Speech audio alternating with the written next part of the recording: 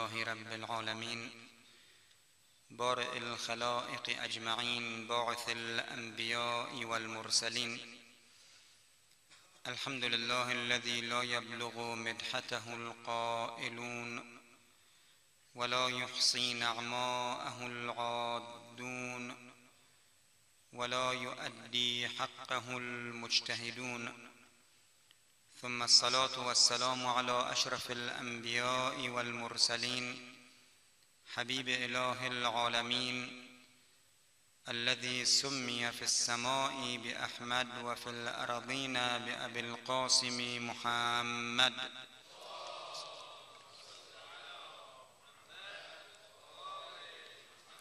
وعلى آله الطيبين الطاهرين المعصومين المنتخبين المنتجبين وسلم عليهم تسليما كثيرا. قال الله العظيم في محكم كتابه الكريم: أعوذ بالله السميع العليم من الشيطان اللعين الرجيم. شهد الله أنه لا إله إلا هو والملائكة وأولو العلم. آمنا بالله. صدق الله العلي العظيم وصدق رسوله الكريم الأمين. نثار ارواح مطهره اهل بیت عصمت و طهارت، بالاخص آقا امام رضا سلام الله علیه که به روایتی امشب شب شهادت آن بزرگوار است صلوات بلندی ختم کنید.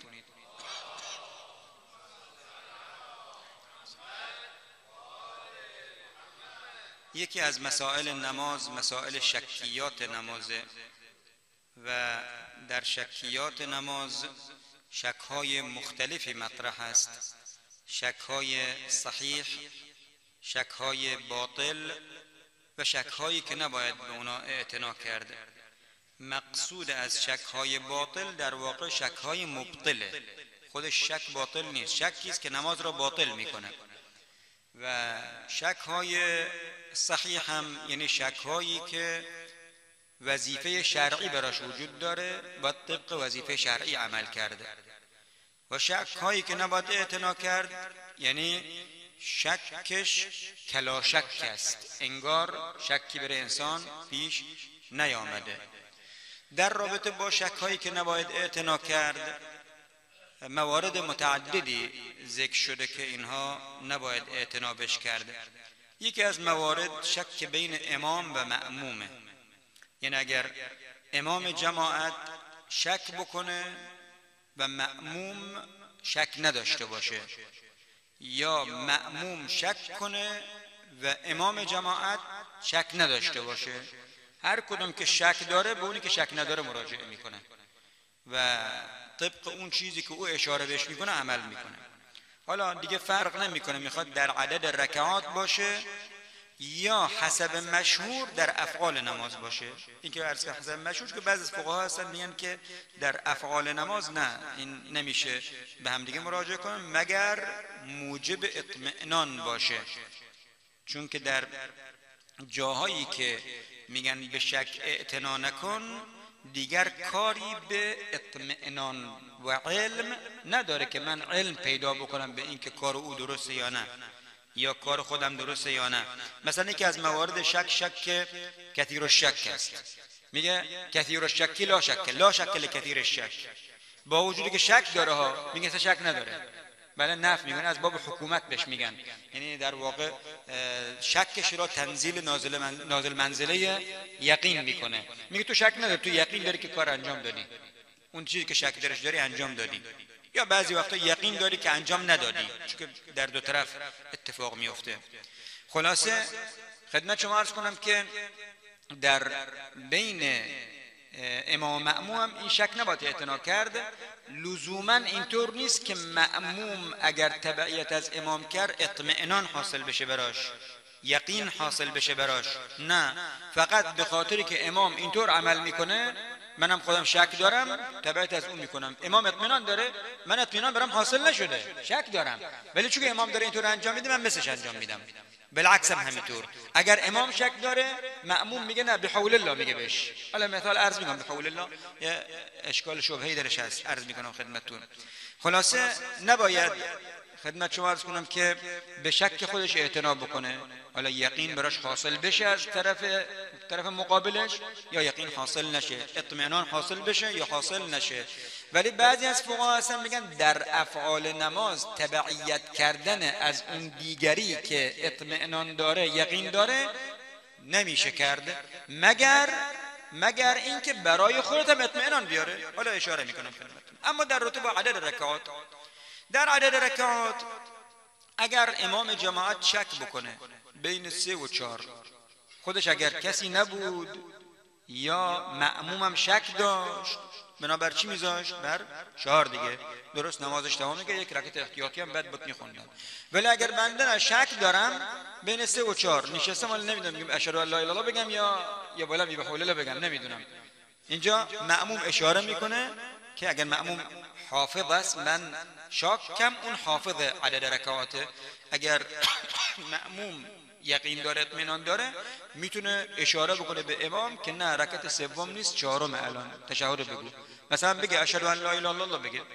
حالا آقای سیستانی در رابطه با رکعت آخر اشکال میکنه که تشهد قبل از امام جماعت بگه، ولی غیر از آقای سیستانی هم میگن اشکال نداره. حالا کسانی که مقلد آقای سیستانی با پا دست بزنن اشاره بکنه که بله شو یا الله اکبر بگه، یا الله اکبر بگو که ملتفت بشه که اینجا باید مثلا بلند بشی یا مثلا باید بشینی. خب باید اگر میشه امام جماعت را ملتفت کنه به این که الان شما رکعت سومی یا رکعت 4می. اگر مأموم گفت رکعت سومی با اینکه باید بنابر 4 میذاشت، اینجا بنابر 3 میذاره دیگه. مأموم گفت بنابر رکعت 4مه با اینکه باید بنابر 4 میذاشت و رکعت احتیاطی میخوند، نه اینجا بنابر 4 میذاره، رکعت احتیاطی هم دیگه نمیخواد. اما اگر برعکس شد، امام خدمت شما عرض کنم که یقین داره مأموم شک داره، دیگه مأموم نمیخواد منتظر اشاره از امام عملش انجام میده دیگه، همونطور که امام جماعت داره انجام میده باش انجام میده دیگه. میگه بحول الله، اونم میگه بحول الله، بلند میشه باش، میگه اشهد ان لا اله الا الله، اشهد ان لا اله الا الله خودش میگه. این در رابطه با عدد رکعات. اما در رابطه با خدمت شما عرض کنم که افعال نماز، اگر امام جماعت شک داره که آیا حمد را خونده یا نخونده، رکوع کرده یا نکرده، مأموم اگر بتواند اشاره میکنه به امام جماعت که مثلا تشهد تو بخون، یا خدمت شما عرض کنم که رکوع انجام بده، یا نه رکوع انجام داده میخواد بر رکوع میگه الله اکبر، یعنی رکوع، بله با الله اکبر بهش میگه رکوع نرو. یا خدمت شما عرض کنم که حمد را نخونده میخواد بسم الله الرحمن قل هو الله احد، این مثلا بیاد بگه به عنوان قرائت قرآن بگه بسم الله الرحمن الرحیم الحمد لله رب العالمین، اون قرائت قرآن اشکال نداره دیگه. در نماز قرائت قرآن اشکال نداره، ذکر اشکال نداره، دعا اشکال نداره. اینجا بیاد به عنوان قرائت قرآن بگه الحمد لله رب العالمین الرحمن الرحیم که متوجه بشه، بله ملتفتش میکنه. اگر اینجا برای یکی از دو طرف اطمینان است دیگری شک داره، کفایت میکنه به اون دیگری مراجعه کنه. خب حالا آقای تبریزی فقط میفرماید که نه، در افعال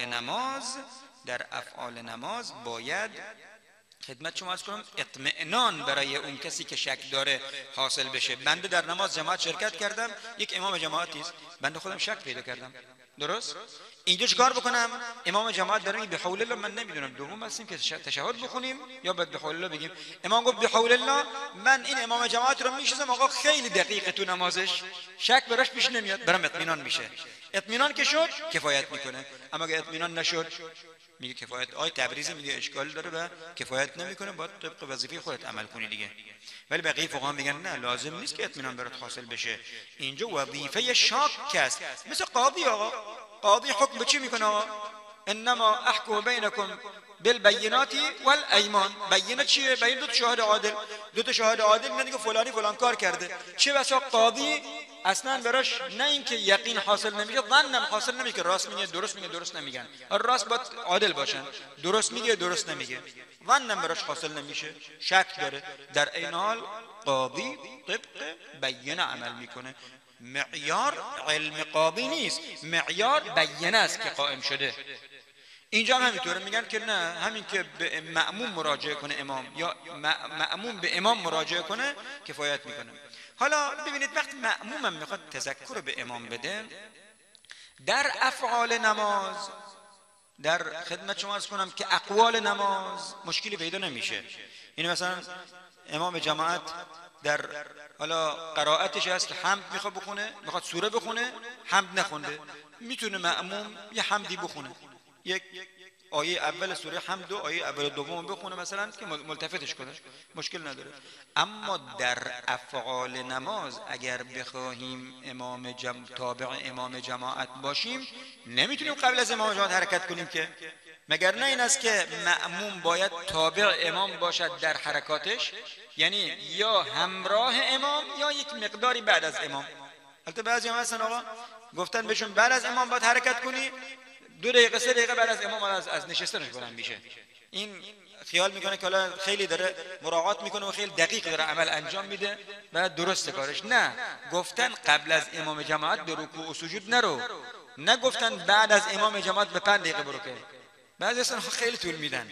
این خودش از حالت جماعت انسان را خارج میکنه. خب حالا بنده مأمومم، شخصی زید من الناس امام جماعت است، یه اشتباهی داره میکنه در عمل نمازه، حرکت‌های نمازه، نمیتونم قبل از امام جماعت به رکوع برم که امام بفهمه که من باید رکوع انجام بده. نه، باید یه حرکتی انجام بده، یک حرفی بزنه که امام جماعت متوجه بشه، اما نه حرف دنیایی یا نه حرف کلام آدمی، نه مثلا یه آیه بخونه، یا الله اکبر به عنوان ذکر مطلق بگه، یا چیزی بگه که ملتفتش کنه که نمازم باطل نکنه. اما بنده قبل از امام جماعت به سجود برم که امام بفهمه که باید سجود انجام بده.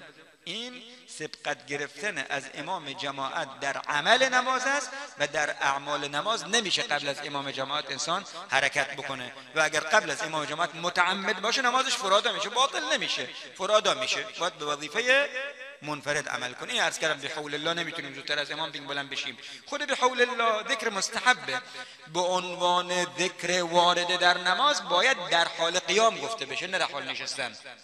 اگر هم بخوایم در حال قیام بگیم قبل از امام جماعت نمیتونیم بلند بشیم، بله میتونیم به حول الله بگیم به عنوان ذکر مطلق، قبل از که حرکت بکنیم بگیم به حول الله و قوته اقوم و اقعد. منم نشستم الان حرکت هم نکردم دارم میگم به حول الله، ولی نه به عنوان این که این به حول الله جزء نمازه یا جزء مستحبی نمازه، اگر جزء در مستحبات صادق باشه، که چون که بعضیا اشکال میگن در مستحبات جزء نمیشه بهش گفت. حالا مستحب وارد در نماز به عنوان مستحب وارد در نماز نمیگه، بلکه به عنوان ذکر مطلق میگه به حول الله و قوته اقوم و اقعد.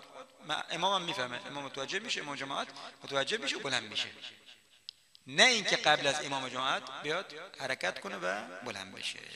صلوات ختم کنید.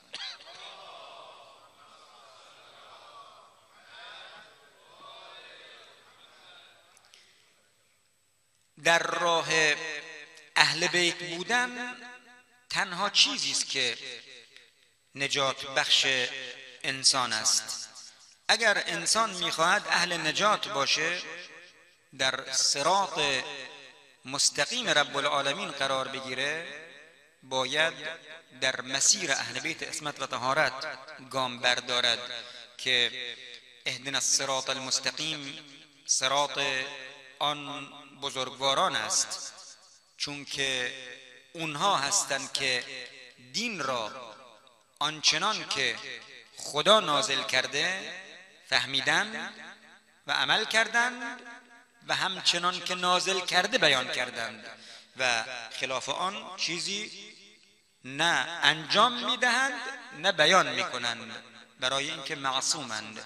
و عصمت هم در تلقی است هم در القا، نه اینکه فقط وقتی خدا دین را برای اونها نازل میکنه بر قلب پیغمبر نازل میکنه و پیغمبر برای اون بزرگواران میگه، یا اون بزرگواران خودشون با قلبشون اتصال با لوح محفوظ پیدا میکنند، فقط دریافتشون تلقی دین را دقیق بگیرند و تلقی کنند و از خداوند سبحان به اصطلاح این دین را بفهمند، نه در بیان هم دقیق و مطابق 100% واقع بیان میکنند. لذا اگر ما از کلمات و فرمایشات و اخلاقیات اونها تبعیت کنیم قطعا اهل نجات خواهیم بود. البته یکی از راه‌های اینکه انسان بتواند تطبیق کند مسیر اهل بیت را در زندگی خود این است که کلمات آن بزرگواران را ببینه و عمل بهش بکنه. خب البته ما اگر بخوایم دلیل بر امامت اهل بیت پیدا بکنیم نیازی نیست خیلی خودمون رو زحمت بدیم، همین که بریم کلمات اون بزرگواران را ببینیم در عقیده، در اخلاق، در فقه، در امور معرفتی که مربوط به معرفت اسماء و صفات و حسنای الهی است، در این امور ما کلمات اون بزرگواران را ببینیم یقین برای انسان حاصل میشه که راه حق همینه و اونها کسانی هستند که نمی شود بدون اتصال به عالم ماوراء طبیعت این مطالب را گفته باشند، بدون عصمت این مطالب را گفته باشند. حقیقتا وقتی انسان مراجعه میکنه به کلمات اون بزرگواران دریایی از معرفت است، دریایی از مسائل اخلاقی است، دریایی از مسائل عمیق اعتقادی وجود داره. بعضی وقتا میشه با یک جمله مطالبی را بیان کردن که اگر ماها انسان بشه در مورد اونها فکر بکنه و بحث بکنه وقت کم میاره. یک جمله در مسائل معرفتی زیاد است، حتی در مسائل فقهی بنده همیشه مثال به این میزنم، ولی اینجا شاید گفته باشم. امام صادق سلام الله علیه میفرماید که لا تنقض الیقین بالشک بل انقضه بیقین آخر. بزرگان از مرحوم شیخ انصاری 6 ماه در بحث خارجش در مورد هم یک جمله بحث میکنن، ولی بعد از اون دیگه توسعه پیدا کرده. امروزه کسانی که علم اصول را موسع بحث میکنن، علم اصول فقه موسع بحث میکنن، بالای 1 سال در مورد یک جمله صحبت میکنن، بالای 1 سال. شما حساب بکنید چقدر مطلب داره که بیش از 1 سال در رابطه با اون صحبت بشه. که البته بنده یه جایی فهرستوار بعضی از مطالبشو عرض کردم، دیگه نمیخوام الان اینو عرض بکنم خدمتتون. همین که فهرستشو بگیم ما گیج میکنه طرف مقابل را که چه مطالبی در این یک جمله نهفته است.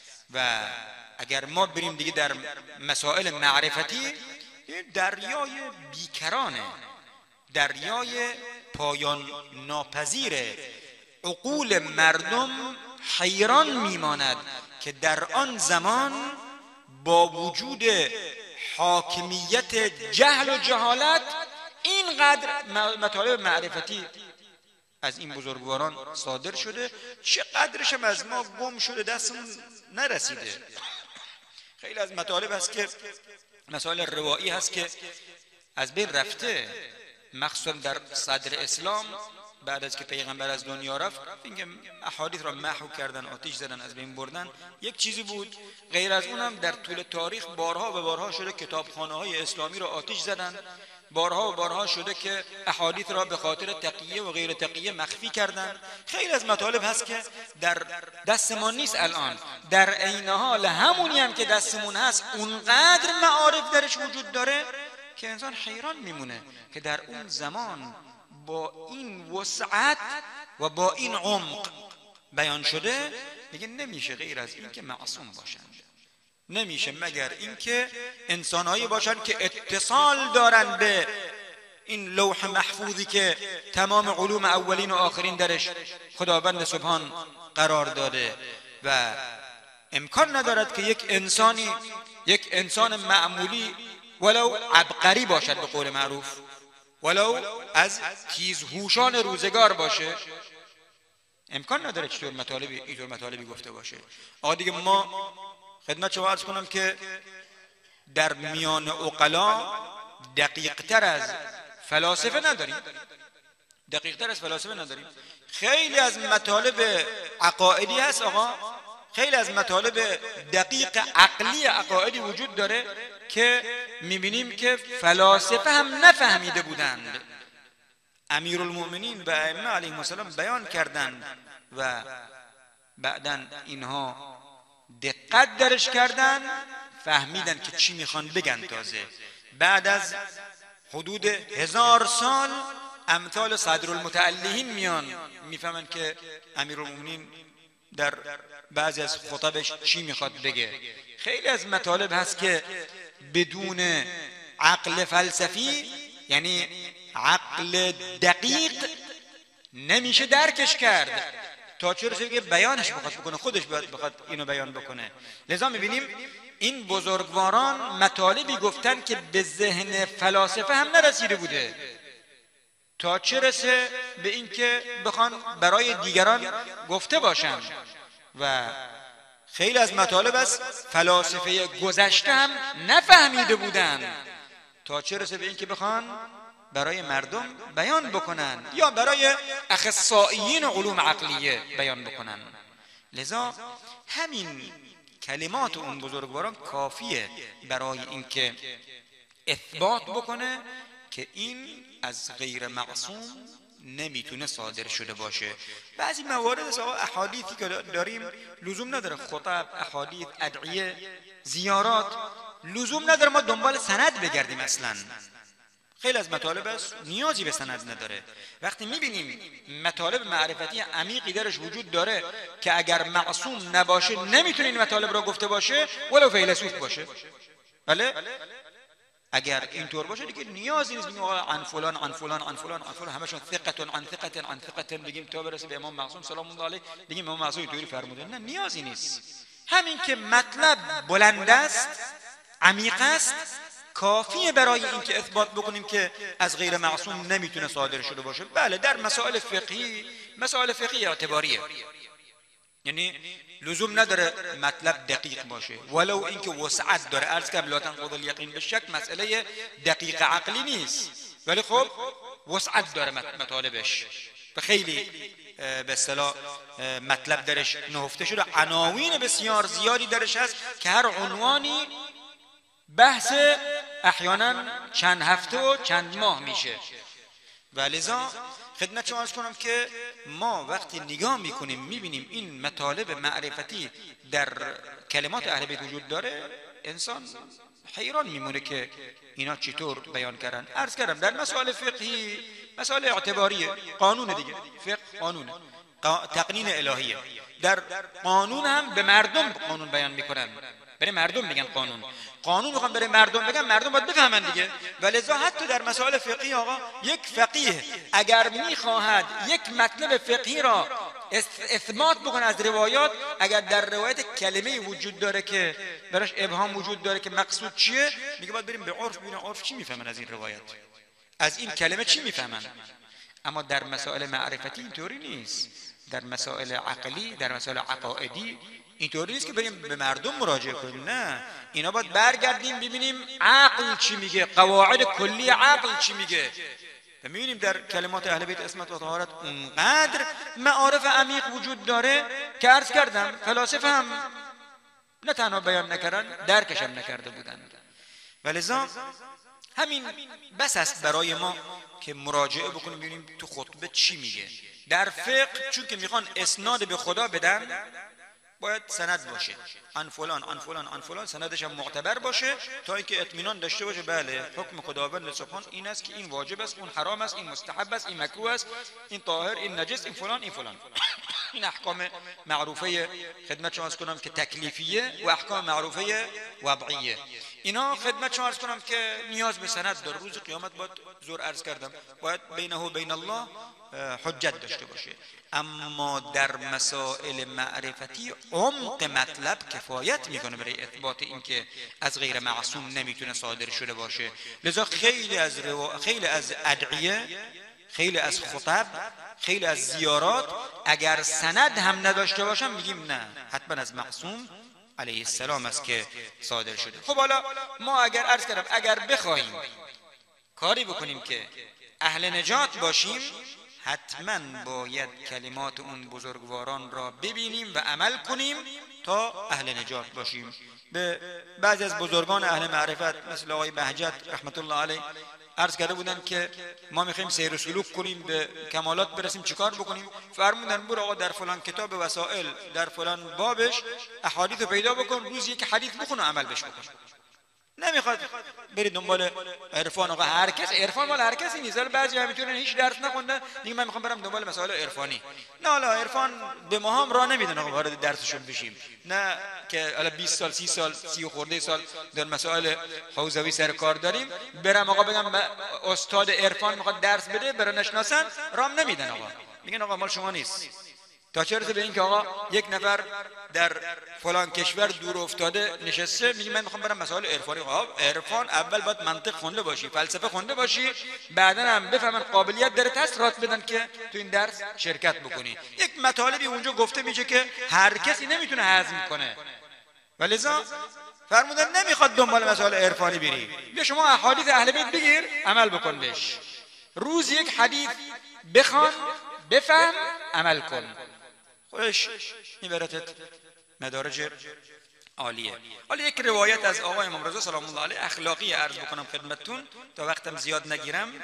در تحف العقول ابن شعبه حرانی رحمت الله علیه صفحه 449 از آقا امام رضا سلام الله علیه نقل میکنه که فرمودن احسن الظن بالله، حسن ظن به خداوند سبحان داشته باش.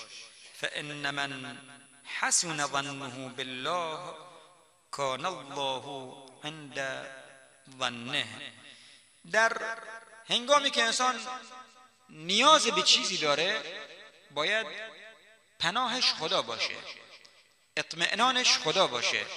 حالا یا ذکری میگوید، دعایی میکنه، عبادتی میکنه، استغفاری میکنه، یا حاجتی داره از خداوند سبحان میخواد، به هر طریقی هر کاری انجام میده، بله انسان باید بین الخوف و الرجاء باشه.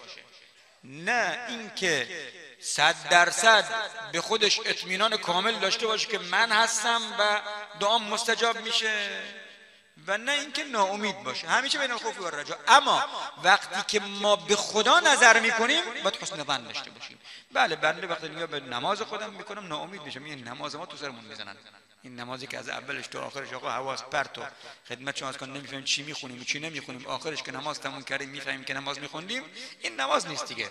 بله ولی اگر نگاه به لطف خدا بکنیم میگیم که خدا ارحم الراحمینه، نیازی هم به نماز من نداره، اون هم یک چیزی برای ما گذاشته که یک بهانه‌ای داشته باشه ما رو بره بهشت. آقا درسته مرحوم شهید بهشتی میگفته که خدمت شما عرض کنم که بهشت را به بها میدن نه به بهانه، ولی ما به روایات که مراجعه میکنیم میبینیم خیلی جا هست که نگاه میکنیم این خدا قبول میکنه بهشت میبره، دنبال بهانه‌ای میگرده، میگه 2 رکعت نماز مقبوله داشته باشی بهشتی هستی. میگه روایت میگه خب 2 رکعت نماز مقبوله کجا؟ یک عمر نماز خونه از اول تا آخر کجا؟ خب یه انسان دقت بکنه 2 رکعت نماز دقیق بخونه، با حضور قلب بخونه، با اخلاص بخونه، ان شاء الله اهل بهشت میشه دیگه. البته نه به این معناست که دیگه نماز دیگرش خراب بکنه ها، نه، اگر این نماز درست خوند کم کم کوشش بکنه نماز دیگرش هم خوب بکنه، درست بکنه که درجاتش بره بالا. خلاصه ما وقتی به خودمون نگاه میکنیم ناامیدیم، اما وقتی به خدا نگاه میکنیم عظمت خدا، بی‌نیازی خدا، اینکه خدا نیازی نداره به نماز من امثال من، خب امیدوار میشیم. ما حسن ظنمون به خودمون نیست، به خداست. دعا میکنیم میگیم من قابلیت ندارم، اما خدا قابل هست که دعایی برای استجابت کنه. نماز میخونم من قابل نیستم نمازم قبول بشه، اما خدا که قابل است که قبول بکنه، که خدا خفیف قبول میکنه، ریز ریز هم از انسان قبول میکنه.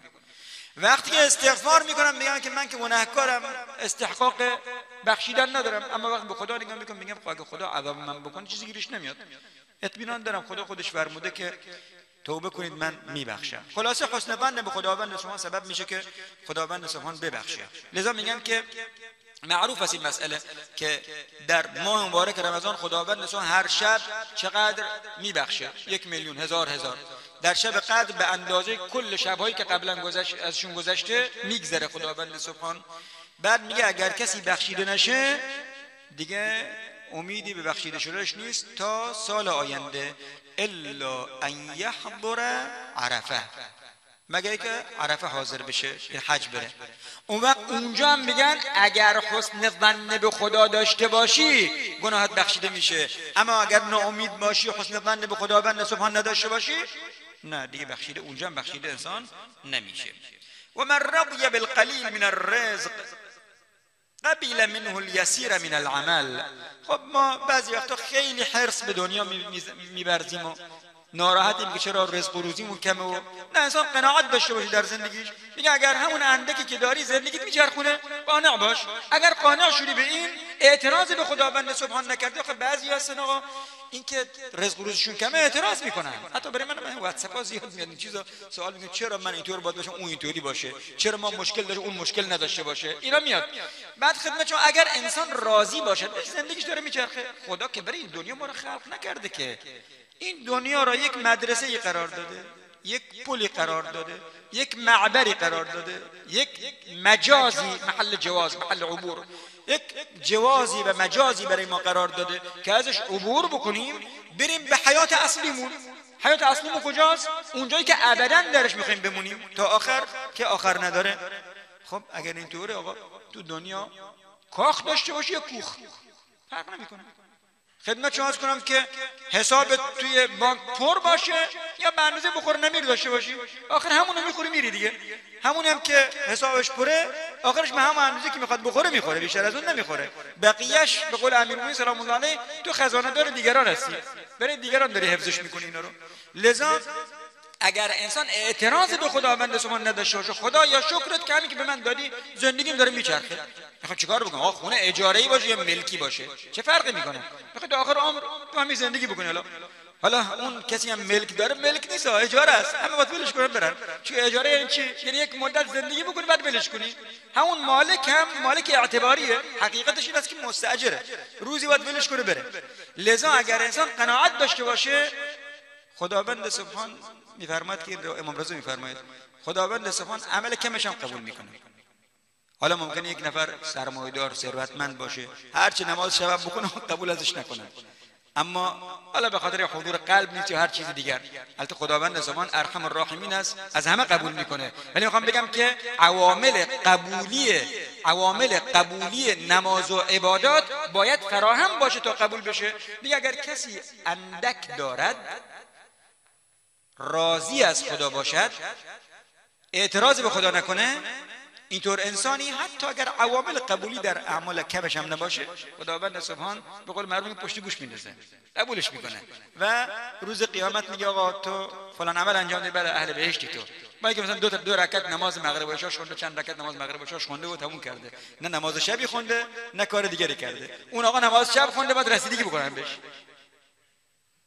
میفرماد که ومن رضی بالقلیل من الرزق قبل منه، یعنی خداوند چون قبلش اسم خدا درش هست، احسن الظن بالله تا آخرش، یک بار دیگه اسم خدا ذکر شده، لذا قبیله ضمیر برمیگره به الله. قبیله یعنی قبل الله منه الیسیر من العمل، عندك عمل تو رو هم میپذیره. ومن رضی بالیسیر من الحلال خفت مؤونته و نعم اهله. میفرماید اگر کسی حلال را ازش راضی باشه ولو کم باشه. بعضی وقتا انسان برای اینکه حرص در دنیا داره از راه حرام اکتساب مال میکنه، میگه نه دنبال حرام نرو، حلال باشه ولو کم باشه. انسان بخوره نمیر داشته باشه، حلال داشته باشه، بهتر از این است که از سیری بمیره ولی حرام باشه. از سیری به قول معروف منفجر بشه، بترکه، فایده نداره که. خدمت شما عرض کنم که میفرماید اگر کسی حلال اندک را ازش راضی باشه، خداوند سبحانم البته معونش کم میشه، یعنی بارش سبک میشه. بارش که سبک شد روز قیامت جواب و حساب خیلی نداره. در روایت در قبلا عرض کردم اینجا مثل که حالا جای دیگه رو اینجا یک فقیر و یک ثروتمند عالم محشر وارد میشن. فقیره میگه خدایا تو نه پول زیادی به ما دادی که بخوای حسابش بکنی، نه ولایتی به ما دادی که بخوای بگی تو ظلم کردی یا نکردی، خب چی حساب چی بخوای بکنی دیگه؟ خدا میفرماید راست میگه، ببرتش بهشت. ثروتمنده وایساده میگه تو فلان دینار از کجا آوردی، کجا مصرف کردی، چطوری مصرف کردی، فلان دینار از کجا آوردی، چطور مصرف کردی، کجا مصرف کردی. بله یک به یک 500 سال بعد وارد بهشت میشه. این فقیر وارد بهشت شد فوراً، این ثروتمند 500 سال بعد وارد بهشت شد. بعد این فقیر میاد به استقبالش میگه بله چطور شد اینقدر دیر کردی، تو خیلی دیر اومدی تو وارد بهشت شدی. گفت که خب حساب داشتیم زیاد. گفته از کجا آوردی، کجا مصرف کردی، چطوری مصرف کردی، از کجا آوردی، کجا مصرف کردی، چطوری مصرف کردی. به یک برسیدن. گفت که خب ها پس به خاطر این اینقدر دیر کردی. بعد گفت این غنی به اون فقیر میگه تو کی هستی؟ نمیشناسش. میگه من همون فقیری هستم که پیشت بودم دیگه. پیشت بودم و به خدا گفتم من چیزی نداشتم، نه پولی داشتم نه قدرتی داشتم. گفت آها تو هستی. قد غیرک النعیم، نعیم بهشت تو رو عوض کرده، چهرت عوض شد، نورانی شد، قشنگ شد، زیبا شد. بله 500 سال آقا باید اون آقا بمونه، اون فورا میره بهش. خیلی ناراحت رزق روزی دنیا نباشید آقا، آدم نمیمیره از گرسنگی، مشکل پیدا نمیکنه برای شکمش. مهم اینه که شکمی سیر بشه که انسان بتونه کارش انجام بده، یک لباسی داشته باشه، خودشو بپوشونه، یه خونه سرشو بپوشونه برای از سرما و گرما. تکنه دار تکنه من الحر والبرد. حالا این مهمه. حالا اجاره‌ای باشه یا مال خودش باشه چه فرقی میکنه؟ آخرش هم میخوای رهاش مال خودت باشه، کاخ هم باشه بدش میکنی. فرمود که بله خفت مؤونته، هم در دنیا مؤونش کمه، هم در آخرت راحت به حسابش میرسن. و نعم اهله، اهلش هم منعم میشن. بعضی وقت آقا ثروتمنده اما اونقدر گرفتاری داره که هیچ احساس لذت تو زندگی نمیکنه. یک وقت میبینی که یک نفر آه در بساط نداره، یک بخوره نمیری، فقط میگذرونه، بله، اما با همدیگه خوب و لذت میبرن از زندگیشون. این امکان داره اینطوری باشه. بعد میفرماید که و بصره الله داء الدنیا و دواءها، کسی که به حلال اندک راضی باشه خدا مرض و دوای مرض دنیا را به او میفهماند، او را آگاه میکنه از اون. که حالا میخواستم یک مقدار در تو با این زیاد بیشتر از این حرفا توضیح بدم، فقط اشاره فقط میکنم. آقا داء دنیا دل بستن، دوای دنیا دل کندن از دنیا. خلاصه کل کلام میخواستم خیلی توضیح بدم ولی خب خلاصش همینه دیگه. داء دنیا دل بستن، دوای دنیا دل کندن از دنیاست. این خلاصه کل حرف آقا. اگر دل به دنیا بستیم بدانیم که هم در دنیا گرفتاریم، هم در برزخ، هم در آخرت. حالا غیر از این که انسان وقتی دل به دنیا بست عشق به دنیا ورزیده، عشق به دنیا ورزید، وقتی مرد دیگر دنیایی نیست که بخواد این عشق بهش بورزه. عشقش هست، معشوقش نیست. بالاترین عذاب، بالاترین عذاب این است که انسان عاشق باشه معشوقی در کار نباشه، معشوقش پیدا نشه. وقتی از دنیا رفت دستش از دنیا بریده دیگه، عشقش چیه؟ دنیا. دنیا نیست در عالم برزخ قیامت. لذا فرمود وحیل بینهم و بین ما یشتهون کما فعل باشیاعهم. خلاصه هم این که انسان رو مبتلا به حرام خوری میکنه، دل بسته به این دنیا، و هم گرفتاری‌های انسان در دنیا زیاد میکنه، مصیبت‌ها به خاطر حرام خوری زیاد میشه، و هم در عالم قیامت باید جواب بده. و هم این که عشق هست معشوق نیست، عشق در دلش هست معشوقش دنیاست نیست. و این عذاب روحانیه. یکی از عذاب‌های روز قیامت که عذاب روحانی است این عذابه. حالا یک وقتی اگر شد در رابطه با عذاب‌های روحانی قیامت خوب صحبت بشه. می‌فرماید و اخرجه منها سالما الی دار السلام. اگر انسان به حلال اندک راضی باشد خداوند سبحان او را سالم و با قلب با تقوا از این دنیا خارج می کند و وارد دارالسلام که بهشت است، دار امنیت، دار رفاه، دار نعمت، دار لذت و دار تمام سعادت و سعادت تمام می کند. اینه که اگر ما اینا رو تطبیق، اینو که اهل بیت میگن، اینا رو تطبیق بکنیم حتما انشاءالله اهل بهشت خواهیم بود و سعادتمند ابد خواهیم گشت انشاءالله. صلوات ختم.